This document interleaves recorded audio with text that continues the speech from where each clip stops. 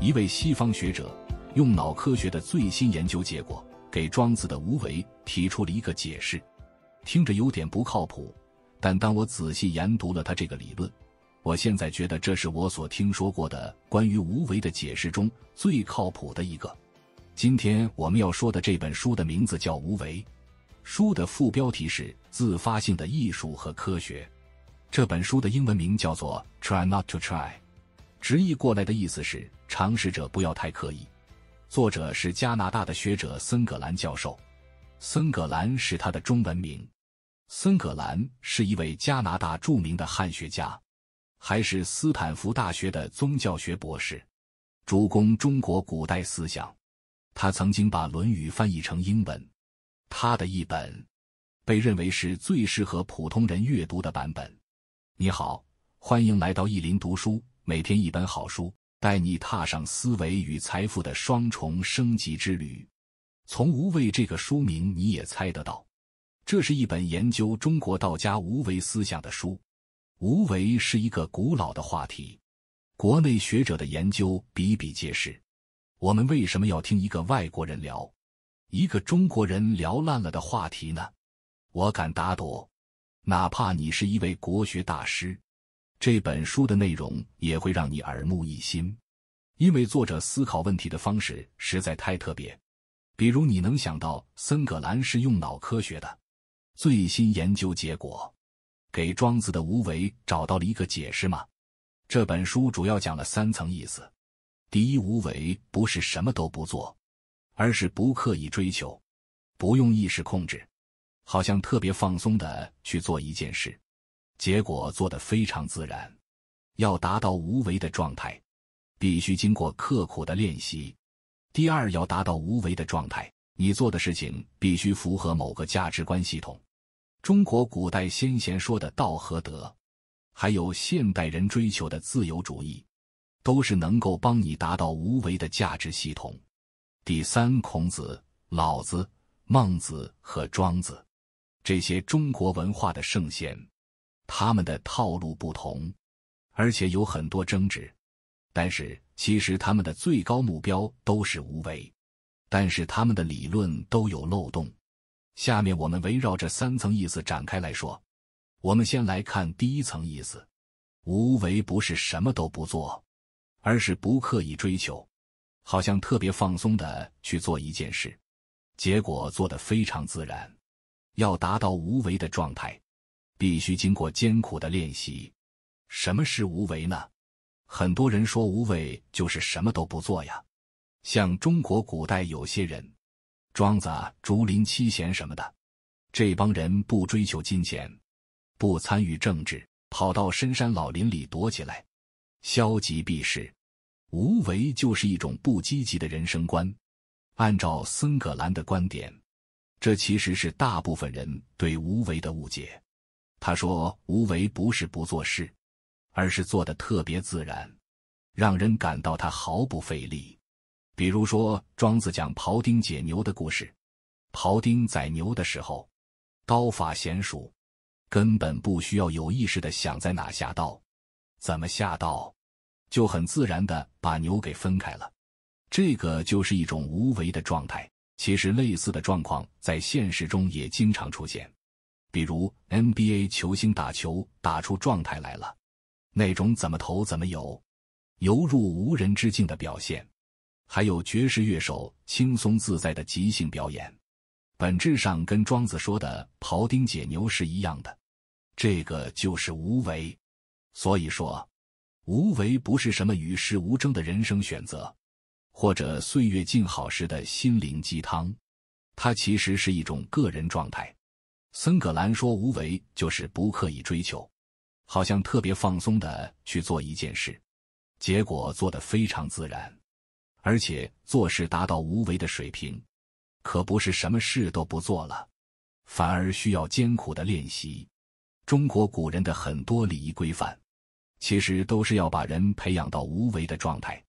比如说，古代中国人从小就要背诵很多经典，还有学习礼仪，知道鞠躬的时候腰要弯到什么程度，进入房间怎么迈步，而且做的时候要做得笔直，这些基础训练的目的，就是为了让你达到文质彬彬的状态。一方面，你肯定是受到过训练，有教养才会这么做；另一方面，你又做得特别真诚而自然。这种自然是庖丁解牛式的自然，它和一个没有受过训练的人傻乎乎的往那一站的自然，完全是两码事。我们普通人在日常生活里，有时候也能进入无为的状态。比如说，你有能力有自信和别人相处好的时候，你去参加一个工作面试，就会聊得特别融洽，说话特别真诚，双方表现都很自然。那可能时间很快就过去了，你都注意不到自己是怎么表现的，结果就是最好的表现。但是很多人做不到这一点，一进房间都不知道该先迈哪条腿，生怕自己的握手姿势不对，每说一句话都斟酌半天。显然这就没有做到无为，结果也就表现得会很差。当然了，如果这么解释无为，你可能觉得好像也没有什么太高明的地方。那么仔细听我接下来说的东西，你可能就觉得有意思了。森格兰真正高明的地方在于，他从现代脑科学里给无为找到了一个理论解释。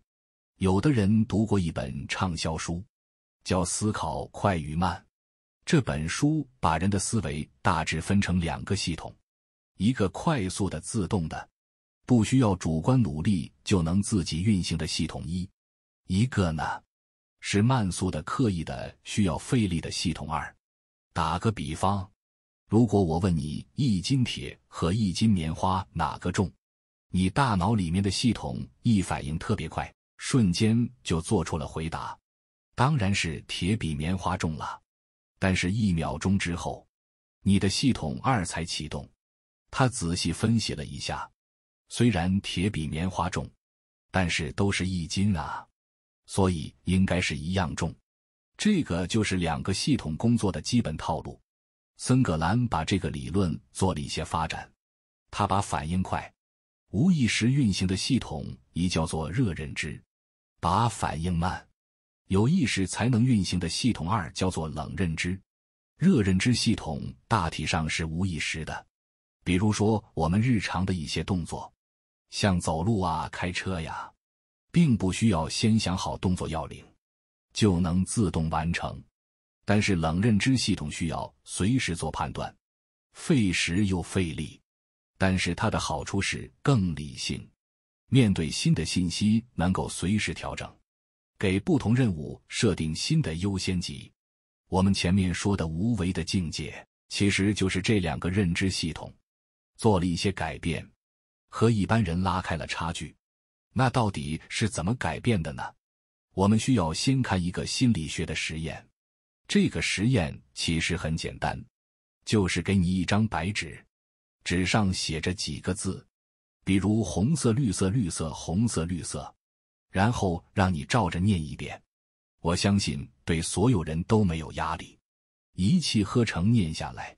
然后呢，我再给你一张纸，纸上还是写的这几个词，但是每个词都用不同的颜色来写。比如说红色这个词，但是我用绿色的笔给你写出来。绿色这个词呢，我用红色的笔写，然后我再让你读一遍。但是这次不是读这个字的字面意思，而是读这个词的实际颜色是什么。结果就是，大部分人读的都是磕磕绊绊。读完一个词之后，要停好一会，才能想清楚下一个词该怎么读。这个实验在心理学上非常有名，已经有了70、80年的历史，叫做斯特鲁普任务。这几个词本来很简单，我们不需要动用冷认知，靠热认知的无意识状态就能读出来了。但是我让红色这个词显示成绿色之后，词的意思和它的实际颜色就冲突了，这个就干扰了你的热认知。但靠热认知自动运行，已经没有办法完成任务了，所以冷认知出手控制了一下你的动作，你的反应就变慢了。其实呢，人脑里面有2个区域负责认知控制。第一个区域叫前扣带皮层，功能相当于一个烟雾报警器吧，就是一直开着监控局面。它一旦发现异常的情况，就会给第2个区域，叫做侧前叶皮层报警。而这个侧前叶皮层的作用，相当于是救火队。它更重要的功能是大脑里的决策系统，它会给大脑里的各个部分下命令，处理这个情况。所以当你看到一个字迹是绿色的、红色这个词的时候，烟雾报警器就会向救火队报警。救火队对照游戏规则，就会命令视觉系统忽略这个词的意思，而去关注这个词的颜色，并且命令你的文字处理系统闭嘴，不要按照字面的意思去发音。一个不熟练的人做斯特鲁普任务，需要不断地启动这2个认知控制系统。等你熟练了，就能够自动只看颜色，忽略字面意思。那么整个任务就被交给热认知，在潜意识的状态下完成，而把冷认知省下来做别的事。所以从这个实验里我们就能看出来，刻意就是烟雾报警器和救火队同时打开，任务主要由反应慢、费脑子的冷认知系统完成，整个动作是有意识的。而熟练就是烟雾报警器和救火队同时关闭，任务主要由反应快的热认知系统完成，整个动作是无意识的。那无为是个什么状态呢？其实是一种比熟练再高一级的状态，它能让烟雾报警器和救火队一个关闭，一个打开。森葛兰介绍了一个特别厉害的实验，科学家在爵士乐钢琴家演奏的时候，用核磁共振扫描他的大脑。这个钢琴家表演的是他非常熟悉的曲子，并且呢，加入一些即兴发挥，也就是进入了无为的状态。扫描发现，这时候他脑子里的救火队是关闭的，但是他的报警器反而增强了。这就是说，钢琴家没有刻意控制自己的身体，也不在于手指头怎么运动，但是与此同时，他对周围的环境有非常机警的感知。这么看来，无非就是意识和潜意识、冷认知和热认知的完美结合。意识放开了身体，让身体自发的非常自然的去做一件事，而与此同时，意识又保持了高度的敏锐。这个真是一种很罕见的状态。我再举一个足球的例子，你就更明白了。以前江苏舜天队的主教练德拉甘对中国球员有过批评，他说中国球员的基本功都还行，下底传中的动作做得有板有眼，但是意识不行。球员经常跑到那个位置，当就来一脚标准的传中，但是这个球员根本不顾现在禁区里是个什么情况。这就是光有熟练，但是没有达到无为。你看那些大牌球星的传球动作，也是那么熟练，那么自然，但是人家脑子里还开着烟雾报警器呢。他能够根据场上不同的情况调整传球的路线，但是这个调整又特别自然，不是那种一停二看三传的那种刻意的动作。你看，从认知科学的角度看，无为和熟练，无为和刻意之间就差那么一点点，这一点点值得一个高手用一生去追求。这个就是作者关于无为的第一层意思。无为不是什么都不做，而是不刻意追求，不用意识控制，特别放松地去做一件事，结果做得非常自然。下面我们来看第二层意思。要达到无为的状态，你做事情必须符合某个价值观系统。中国古代先贤说的道和德，现代人追求的自由主义，都是能帮你达到无为的价值观系统。我们刚才讲了，无为这个状态到底是什么？可能有的朋友学过心理学，心里会有这个疑问，说你说的这个无为，和心理学上说的心流和心流不是一回事吗？确实这两个概念很相近，不过作者森格兰在书里面用了很大的篇幅去解释无为跟心流这两个概念的重要区别。我们先来看看什么叫心流。所谓心流，就是说你在工作的时候进入了这么一种沉浸的状态，这时候你好像不用什么自控力，就能高度集中注意力，有特别高的工作效率，而且完全被所做的事吸引，以至于忘了自我，忽略了时间。可能程序员都知道我在说什么，他们经常进入这个状态。不过心流其实并不神秘，也不罕见。我敢说，所有从事脑力劳动的人都有过这种忘我的体验。可是我们在生活里忘我的体验其实有很多，比如说看电视剧，沉浸在剧情里，跟朋友聊天打牌，玩简单的小游戏，玩手机和上网，这些体验算不算心流呢？为此，心理学家特意给心流增加了2个条件。第一，你从事的这个活动必须对你是一个挑战。第二，这个活动必须涉及到你的复杂技能。森格兰对这2个标准不以为然。他说，如果你考察一下那些心理学家搜集的原始数据，很多人反映自己进入心流状态，当时从事的根本就不是什么复杂的工作，也不算是什么挑战，但是同样很满足，很忘我。森格兰提出，区别好的忘我体验和不好的忘我体验，应该使用另外一个标准，就是你做完这件事之后，是感到很满足，还是感到很空虚。如果让你感到满足的忘我体验，就是无为。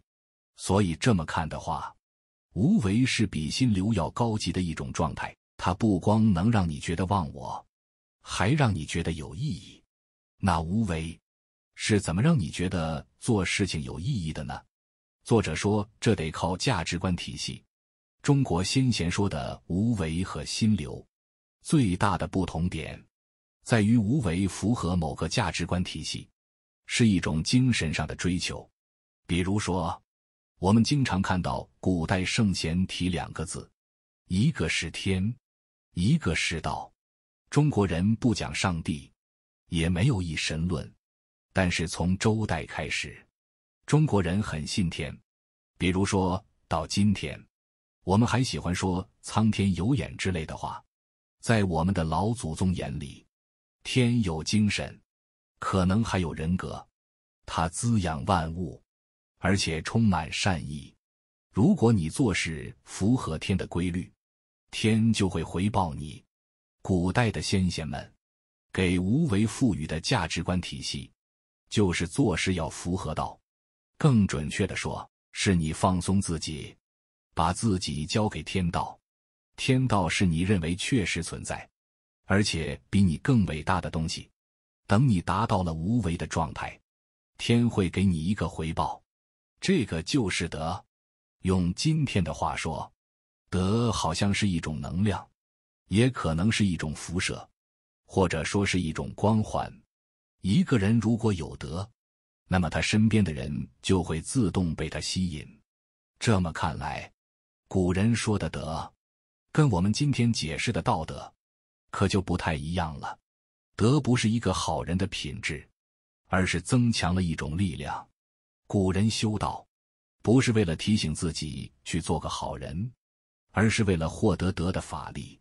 讲到这，你可能会问了，说不对呀，古人给无为赋予的价值观是天、道、德，可这类东西有明显的宗教意味。那么现代人不信天这个宗教了，应该怎么追求无为呢？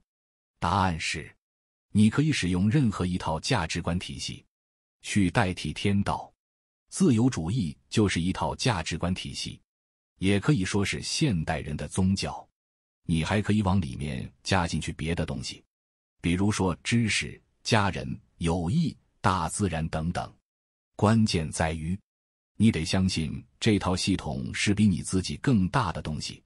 如果你做的这件事情符合你的价值观体系，进入了忘我的状态，这个才是无为。我还听过一个特别流行的理论，说什么叫幸福？幸福就是成为一个比你大得多的东西的一部分。我们看优秀的企业家，都爱说企业要有目标、使命和价值观，也就是这个意思。这些精神层面的东西，给他们带来了忘我体验。而且追求无为的人，给自己身上加持一套价值观体系，还有一个作用，那就是社交。你想，古人说一个人如果有德，那么他身边的人自动就会被他吸引。这个其实是有道理的，因为无为是一种特别自然自发的状态，这种自然是没有办法伪装的。当你呈现无为的状态，你的确就充满魅力，人们就是会信任你和亲近你。像很多政客，哪怕这个人把演讲词背得再流利，我们一看就觉得他特别假，举手投足都充满了做作，无非就是个精致的利己主义者。没有价值观体系的支持，这个人就必须用意志力刻意去做这件事，这是完全不一样的效果。所以从做事的角度来看，无为可以让我们更好的发挥。从社交来说，无为可以让我们跟别人良好的相处，影响他人，甚至治国。这个就是无为的第二层意思，就是要达到无为的状态，你做的事情必须符合某个价值观体系。好，下面我们说第三层意思。孔子、老子、孟子和庄子，这些中国文化的圣贤，他们的套路不同，而且有很多的争执，但是其实他们的最高目标都是无为，但是他们的理论都有漏洞。这个观点可能让很多人大吃一惊。不对呀，老子、庄子都是道家学派，他们主张无为，我们早就知道。但是孔子和孟子是儒家学派呀，儒家学派哪里主张过无为呢？好，那我们就认真分析一下各位圣人的思想主张，看看是不是符合无为。我们先来说儒家。我们知道孔子的名言是克己复礼，讲究什么东西都要有礼数，有规矩。《论语》里面就说过一件事，有一个人叫元壤，孔子去看他，这个元壤呢，没有按照绅士的礼仪，用上半身直立的姿势跪坐着，而是大大咧咧的两个腿岔开坐在那。孔子就非常不高兴，说一个年轻人面对长者，没有谦卑和尊敬，将来对社会也不会有任何贡献。在孔子看来，人的行走坐卧都要符合礼仪，不能一味地释放天性，不能怎么舒服就怎么来。也就是说，他其实还是在追求无为，因为在孔子眼里，热认知主导的人的天性，就跟野马和洪水一样，是绝对不能放任自流的，必须用冷认知加以控制。这个见识，其实西方的柏拉图也有，包括近代的弗洛伊德也是这么想的。但森格兰说，孔子比西方这些思想家高明的一点，就在于西方思想家是悲观的，而孔子是乐观的。弗洛伊德说，人为了在社会里跟别人和平相处，就不得不约束自己的本性，看到美女呢，也不能动手，看到好吃的呢，也不能拿走，整天这么自我克制，简直是悲剧。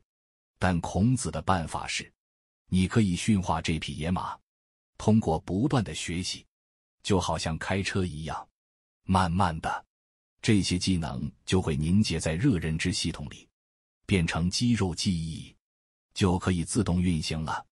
孔子在70岁的时候，达到了从心所欲不逾矩的境界，那就是他的所有欲望都已经变成好的了，那就根本无需限制自己的欲望，想干什么就可以去干什么。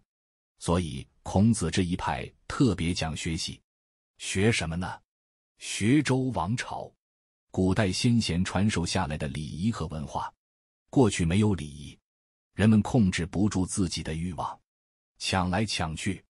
周王朝的先贤们一看，社会太乱了，于是制定了礼，让人各安其位，根据个人不同的地位来分配。比如社会地位低的人和年轻人就推迟享乐，把好东西留给社会地位高的人和老人，然后通过礼仪训练，磨练人的欲望，让人心甘情愿地接受这种分配。等到了训练的高级阶段，先贤还给你准备了乐，就是音乐的乐，也就是在音乐声里，底层和晚辈，还有高层和长辈，大家一起唱个歌，跳个舞，其乐融融，共创和谐社会。你可能会说，这个不就是以前人们批判的封建礼教吗？但是你也不能说儒家推崇的这一套就没道理。作为文化训练和教育手段，这是一套非常好的技术。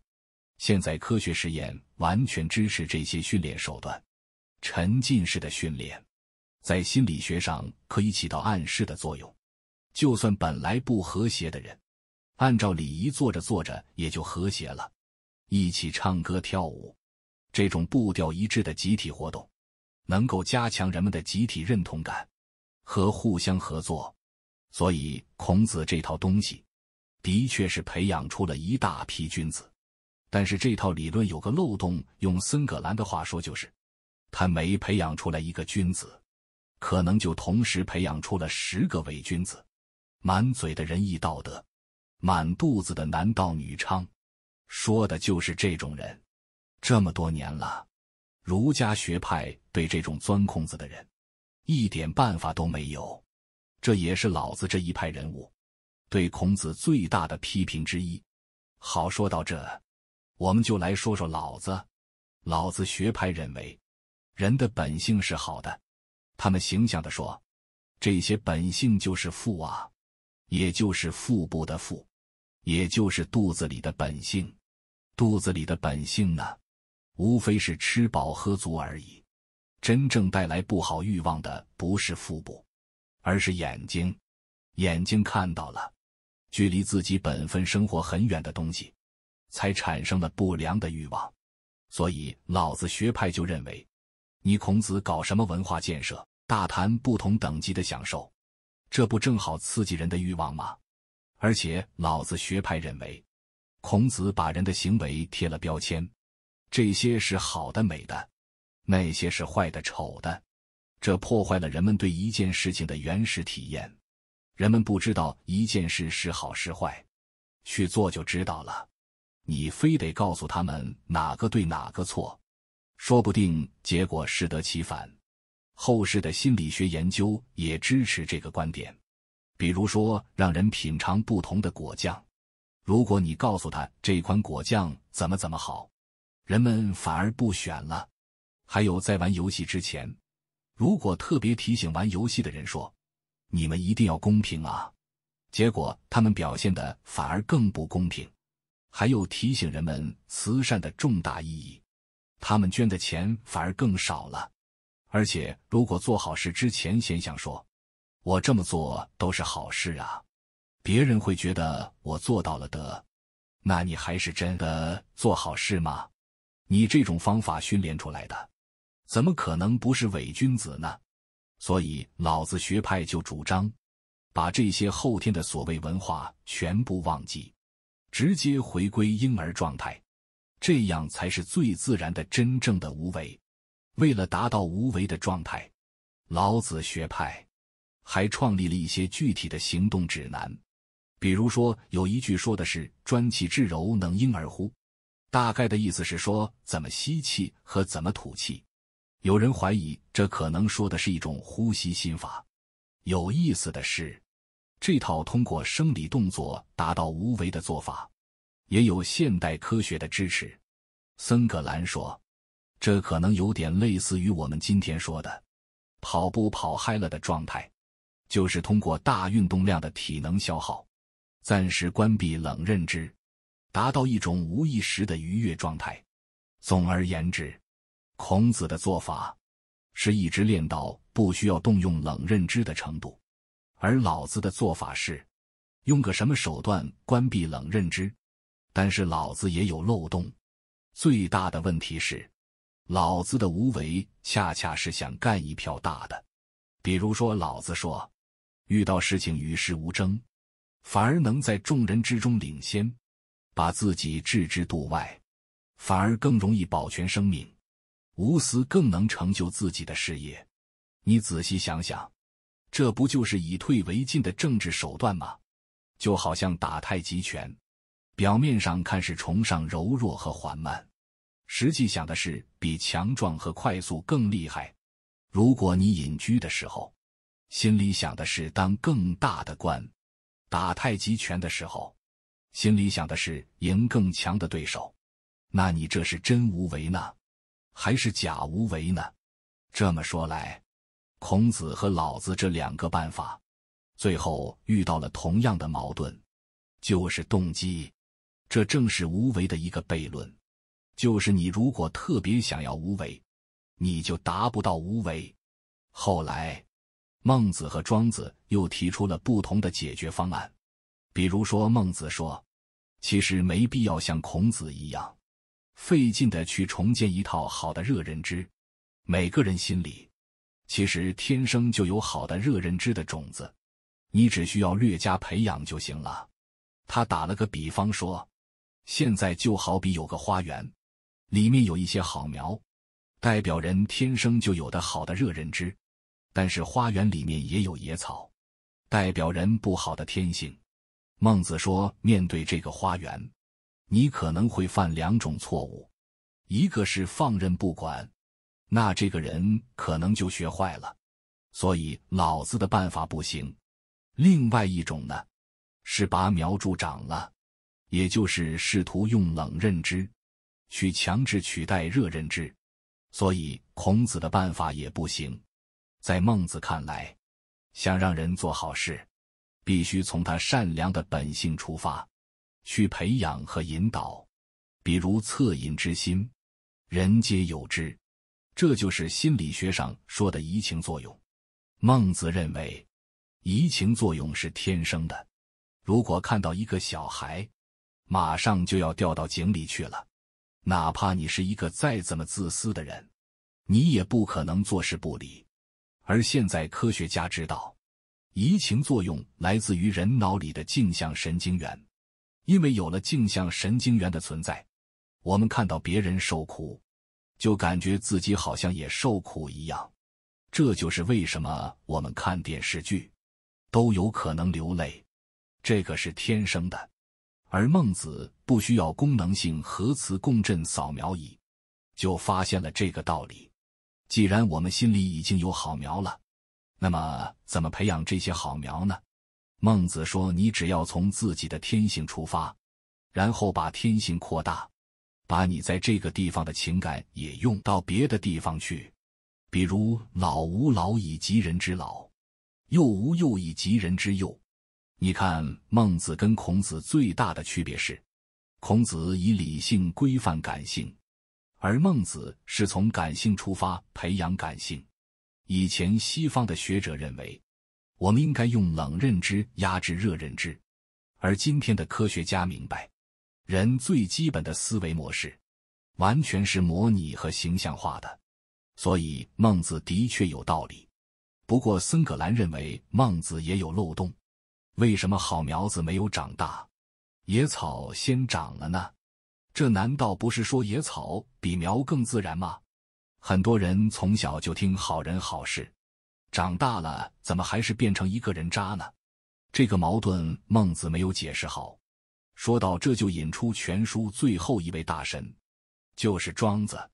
我们前面说过，老子学派主张关闭冷认知，让热认知主导，但老子学派又把热认知系统分成了腹部的和眼睛的两类，说腹部的欲望就是好的，而眼睛的欲望就是不好的。而庄子认为，根本没必要区分什么腹部的眼睛的，若人知你选择隐居避世，这就等于事先已经做了一个价值判断。这和孔子给各种行为贴标签有什么区别呢？所以庄子的做法是根本不做任何事先预设的对和错，跟着感觉走。热认知把我们引向哪里，我们就去哪里。比如说，庄子有个好朋友叫惠子。有一次，惠子对庄子说：“我种出来的葫芦都太大了，当瓢盛水也不行，装粮食也不行。不知道有什么用。”盛水和装粮食是当时的人们对葫芦的2个最常见的用法。所以这个故事说明，以冷认知理性思维为主导的惠子没有什么创造力，而庄子马上就想出了一个办法，说你可以把大葫芦绑在腰上去游泳啊。这个故事跟现代教育专家经常拿小孩做的砖头有什么用？那个测试一模一样。常规思维只能想到砖头的常规用法，但是有的小孩却能想到砖头的非常规用法。现代心理学实验的确发现，如果通过喝醉酒的办法，让人关闭冷认知系统，以热认知为主导去思考问题，有可能获得更发散的思维，带来创造性。所以庄子的说法也是很科学的。那怎么能达到这个发散思维的状态呢？庄子的办法是忘记。比如说游泳这件事，庄子就特别提到，如果这个人能够忘掉自己，忘掉恐惧，那他就能游得特别好。如果游泳的时候总是想着自己，可能连动作都不会做了。这个办法特别适合运动员和演员来发挥。不过森格兰说，庄子也有漏洞。如果不预设任何价值判断，那你庄子凭什么认为冷认知就不如热认知呢？如果一切道理用语言说出来，就是贴了标签，那你庄子为什么又要对惠子说那么多话呢？你本身也是在贴标签啊。你看孔子、老子、孟子、庄子这4位圣人，他们的最高目标都是让冷认知和热认知完美统一，达到无为的状态。但是他们的路线非常不一样，而且也都有各自的不足。那么我们作为现代人，应该怎么达到无为的境界呢？森格兰说，上面这4位先贤的方法其实都有道理，都可以帮助你达到无为。每个人应该根据自己的性格喜好，选择不同的方法，而且在人生的不同阶段，也可以使用不同的方法。在学习任何技能的初期，我们应该用孔子的方法，勤学苦练，搞沉浸式的教育体验，争取习惯成自然。在具体做事的时候，尤其是要做那些能够影响别人的大事，我们应该参考老子的思想，不轻易干扰复杂系统，培养艺术品味，提升道德水准。我们可以使用孟子的办法，找到身上的闪光点，作为种子，慢慢发展。状态如果面对一项压力巨大而又特别重要的工作，我们就应该学习庄子，忘记自我，让热认知引导我们发挥水平。所以按照4位先导给我们的4套方案，不同的情况下用不同的方法，也许我们也能做到无为。到这《无为》这本书我们就讲完了。我们一起总结一下这本书的3个观点。第一，无为不是什么都不做，而是不刻意追求，不用意识控制，好像特别放松的去做一件事，结果做得非常自然。要达到无为的状态，必须经过艰苦的练习。第二，要达到无为的状态，你做的事情必须符合某个价值观系统。中国古代先贤说的道和德，现代人追求的自由主义，都是能帮你达到无为的价值系统。第三，孔子、老子、孟子、庄子，这些中国文化的圣贤，他们的套路不同，而且有很多争执。